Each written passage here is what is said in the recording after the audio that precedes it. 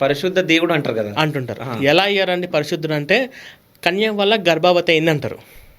అంటే వాళ్ళ అమ్మ మేరీ పురుష సంయోగం లేకుండా కన్యకు గర్భవతి అవ్వడం వల్లనే అయిందంటారు. ఎట్లా పాసిబుల్ అది? పాసిబుల్ కాదు కదా. అంటే ఇప్పుడు యేసు ప్రభుకి నాన్న లేడా? బైబిల్ ప్రకారంగా తండ్రి ఒక 4 ఉంటారు. బైబిల్ ప్రకారంగా తండ్రులు 4 ఉంటారు. ఓకే. ఒకరేమో ఏసేపు అని అంటారు.